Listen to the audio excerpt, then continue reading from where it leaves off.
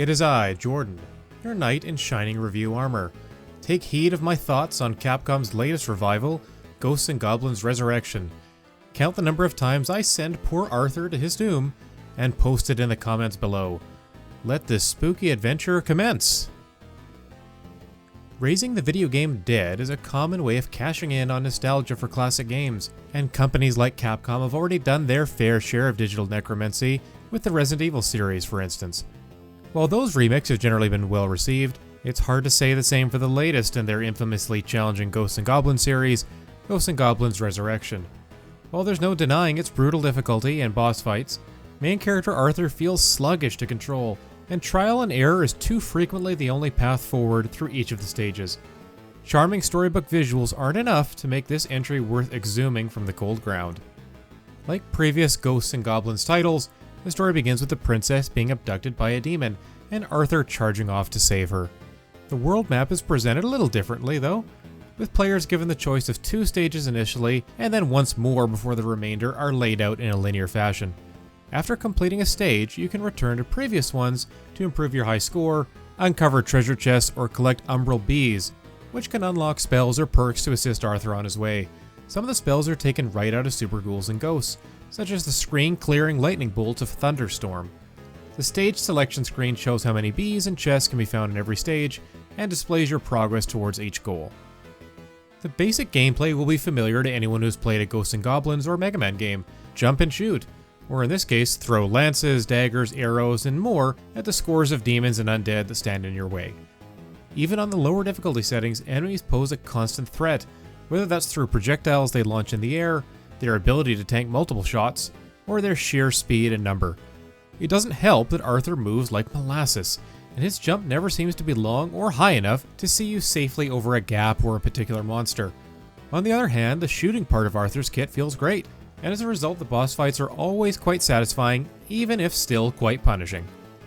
With regularity, you need to rely on trial and error to safely eliminate the hordes of enemies bent on your destruction and navigate the treacherous paths that carve out every stage. Unless you have lightning-fast reflexes, segments involving steep drops and quick transitions from air or water back to solid ground will surely lead Arthur to his demise. Checkpoints of 2 different types do make the adventure somewhat playable, but I constantly found myself laughing at just how asinine certain parts were. For instance, even the first stage features tombstones you can stand on, but zombies are just tall enough to clip your leg and cause damage when you do stand on them. When dumb luck and repetition are so often the cause of your success, rather than skilled play, the whole experience starts to become something of a joke. And it's a shame too, since Ghosts and Goblins Resurrection does add some neat mechanics and a very fresh coat of paint. The presentation aspects of Capcom's latest horror-themed offering are a clear strength, the visuals in particular. While the watercolor storybook look of Ghosts and Goblins Resurrection may appear cartoonish on the surface, seeing it in action is actually quite impressive. The sights and sounds of zombies and killer plants falling to Arthur's weapons never ceases to satisfy, and some of the later bosses are jaw-droppingly gorgeous, as much so as they are deadly. The menus are easy to navigate, with a polished and clean appearance as well. I'm not sure how I would have completed my first playthrough without the use of the bow and arrow. However, as fans might expect, a single run through a Ghosts and Goblins game is never enough.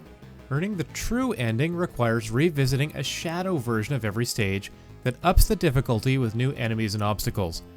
New treasure chests and umbral bees are up for grabs in the shadow versions as well, and you'll probably need every spell you can unlock to make your way through these revamped and even more diabolical levels. If you just want to see the ending of the game, the lowest difficulty setting, Page, grants immortality but seems to gate off some of the content. The higher 3 settings range from the rage-inducing Knight to the somewhat manageable Squire, which allows you to take a few more hits before Arthur standing in his briefs awaiting the sweet kiss of death. Ghosts and Goblins Resurrection is much more frustrating than fun, and it's unfortunate because the look of the game and the amount of replayability is quite high, with 31 in-game challenges to shoot for. A second player can even join in to assist Arthur in a few different ways. Even if it's not impossible to finish Arthur's quest, the way the game asks you to do so completely sucks the joy out of it. Countless times I would meet a grisly end through no real fault of my own. I simply didn't know what was coming, or had essentially no time to react to oncoming danger. Compounding these necessary errors is a character that runs at a snail's pace and jumps with the grace of a beached whale. The new and remixed soundtrack is nice, but maybe not as memorable as the originals, while the overall game performance is solid in portable and TV mode. That said, I still find it hard to recommend Ghosts 'n Goblins Resurrection to anyone but the most devoted Ghosts 'n Goblins fans. For most Switch players, I suspect the design and gameplay will be too much to overcome. This feels a little like one of those could versus should scenarios. Maybe just let sleeping ghouls and ghosts lie.